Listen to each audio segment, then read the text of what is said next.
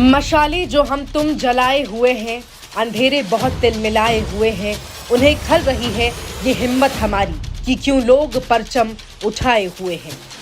सच की मशाल से लोकतंत्र का गला घोटने वाले तानाशाह सच में आज बहुत तिलमिलाए हुए हैं। लोकतंत्र के पहरेदारों के दिलों में दहकी हुई आग से सत्ता के बेलगाम पलाशों के मुंह तमतमाए हुए हैं। कांग्रेस के अधिवेशन से ठीक पहले रायपुर में कांग्रेस नेताओं के घर पर पड़े ईडी के छापे इसी ओर इशारा करते हैं। कांग्रेस अधिवेशन हिंदुस्तान के लोकतंत्र का ऐसा मंच है जिसने न केवल देश के लिए सबसे जरूरी आवाजों को एक सशक्त स्वर दिया है, बल्कि दुनिया को हिंदुस्तान की बड़ी ताकतों में से एक बनाने के लिए खाका भी रचा है। ये कांग्रेस अधिवेशन ही थे जिसने भारतीयों को एकजुट कर गुलामी की जंजीरों को काटने का मानसिक शस्त्र उपलब्ध कराया। ये कांग्रेस अधिवेशन ही थे जिसने ये तय किया कि हिंदुस्तान का रहनुमा हिंदुस्तान की जनता का मालिक न बनकर जनता का सेवक होगा। जनता उसका हाथ मरोड़ कर देश का हिसाब ले सकेगी। आज हम लोकतांत्रिक देश में रहते हैं।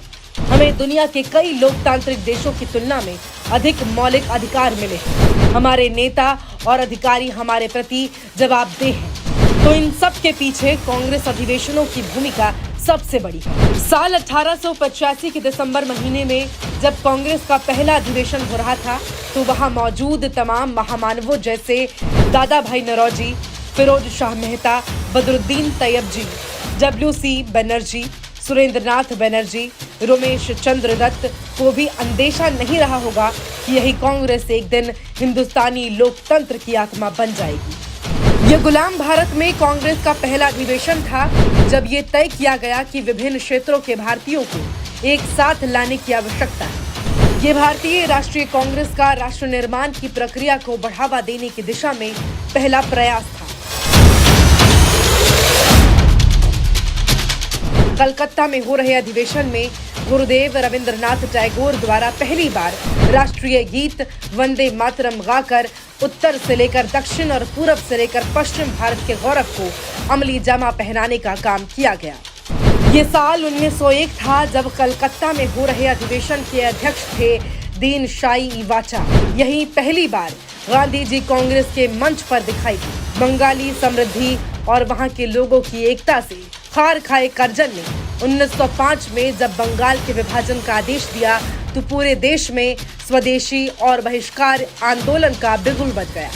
अंग्रेज घबरा गए और उन्हें विभाजन का फैसला वापस लेना पड़ा। इन आंदोलनों की रूपरेखा कांग्रेस अधिवेशन में गोखले जी की अध्यक्षता में ही तैयार किया गया था। 1906 के कांग्रेस अधिवेशन में स्वराज, बहिष्कार आंदोलन, स्वदेशी और राष्ट्रीय शिक्षा के प्रस्तावों को अपनाया गया, तो बाद में स्वतंत्रता आंदोलन के इतिहास में बहुत ही क्रांतिकारी साबित हुई। देशभक्ति के प्रमाण के तौर पर जन गण मन को मुद्दा बनाने वाली आरएसएस और भाजपा को मालूम होना चाहिए कि ये 1911 का कलकत्ता अधिवेशन ही था जब पहली बार जन गण मन गाया गया था। नवाबों के शहर लखनऊ में जब 1916 का अधिवेशन हुआ तो ये सहमति बनी कि देश की आजादी के लिए नरमपंथियों साथ आना बेहद आवश्यक है। यहीं लखनऊ पैक्ट पर हस्ताक्षर किया गया।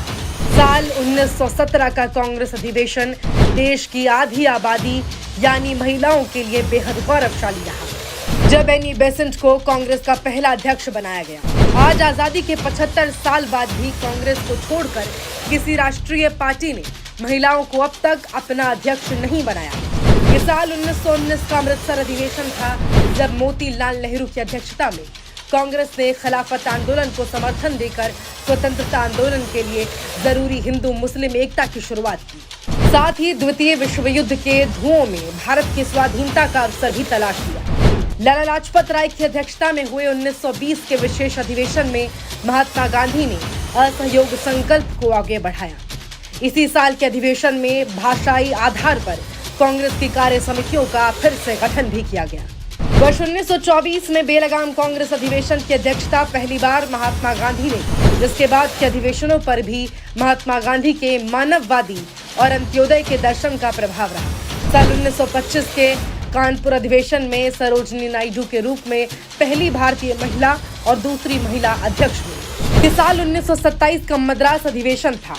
Doctor M.A. अंसारी की अध्यक्षता में चीन, ईरान, मेसोपोटामिया में भारतीयों को इस्तेमाल किए जाने के खिलाफ प्रस्ताव पारित किया गया। इसी अधिवेशन में साइमन कमीशन के बहिष्कार के खिलाफ एक प्रस्ताव पारित कर पूर्ण स्वराज के संकल्प को अपनाया गया। वर्ष 1928 के कलकत्ता अधिवेशन में अध्यक्ष मोतीलाल नेहरू ने अखिल भारतीय युवा कांग्रेस का गठन किया, जिससे बाद में देश की राजनीति में महत्वपूर्ण भूमिका निभाई।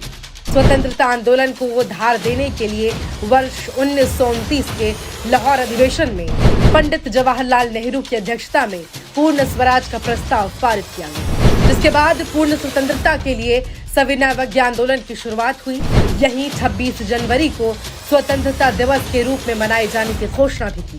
साल 1931 के कराची अधिवेशन में महात्मा गांधी को लंदन में होने वाले दूसरे गोलमेज सम्मेलन के लिए कांग्रेस का प्रतिनिधि नामांकित किया गया। इस अधिवेशन की अध्यक्षता लौह पुरुष सरदार वल्लभ भाई पटेल ने किया था। यही मौलिक अधिकारों और राष्ट्रीय आर्थिक कार्यक्रम पर संकल्प भी लिया गया। वर्ष 1934 के बॉम्बे अधिवेशन में डॉक्टर राजेंद्र प्रसाद की अध्यक्षता में समय की मांग के मुताबिक कांग्रेस के संविधान में संशोधन किया गया।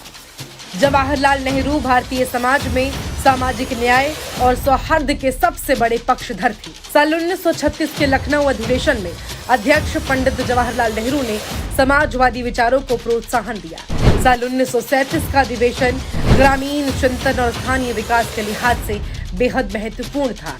यह अधिवेशन नेहरू जी की अध्यक्षता में एक गांव पैजपुर में किया गया। 1938 के हरिपुरा अधिवेशन में जवाहरलाल नेहरू के नेतृत्व में राष्ट्रीय योजना समिति की स्थापना की गई। इस अधिवेशन की अध्यक्षता नेताजी सुभाष चंद्र ने की। 1939 और 1940 के अधिवेशनों के लिए गए निर्णय भी देश के लिए दूरगामी साबित हुए।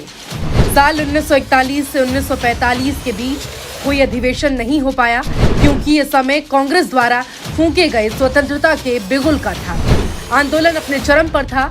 भारत छोड़ो आंदोलन के साथ ही क्रिप्स मिशन, वेवेल योजना और कैबिनेट मिशन जैसी संवैधानिक वार्ताओं का चरण था। साल 1946 में मेरठ अधिवेशन में जेबी कृपलानी की अध्यक्षता में महत्वपूर्ण प्रस्तावों पर चर्चा हुई। यह आजादी से पहले का आखिरी सत्र था। इसके बाद देश स्वतंत्र हो गया। स्वतंत्रता आंदोलन से लेकर आज तक के इतिहास में कांग्रेस के अधिवेशन देश के लिए बहुत महत्वपूर्ण रहे हैं। देश के लोकतांत्रिक मुद्दों पर मुखरता का विषय रहा हो या आम जन के अधिकारों की कवायद, यह अधिवेशन हमेशा देश को नई दिशा देते रहे हैं। तानाशाही और नफरत के बीच जब पिछले साल उदयपुर चिंतन शिविर के परिणाम स्वरूप देश के दक्षिण से उत्तर तक भारत जोड़ो यात्रा निकली, ये यात्रा अपने मुकाम को पाने में कामयाब रही। नफरत के शहर में मोहब्बत के खूब फूल खिले। डर, दहशत और दंगों के बल पर सत्ता में आई सरकार की चूलें हिल गई। नाउम्मीदी से बोझिल पूरे देश ने राहुल गांधी और कांग्रेस के रूप में उम्मीद की एक किरण देखी। अब उसी उम्मीद को अमली जामा पहनाने का जिम्मा रायपुर के अधिवेशन को है, जहां से निकले मानसिक विचार सत्ता के निर्मम शस्त्र से लोहा लेंगे। तानाशाह हुकूमत के संगीनों पर जनता लोकतंत्र का परचम फहराएगी। जो देश के बुनियाद हिला रहे हैं, उन्हें उनकी असली जगह पहुंचाएगी।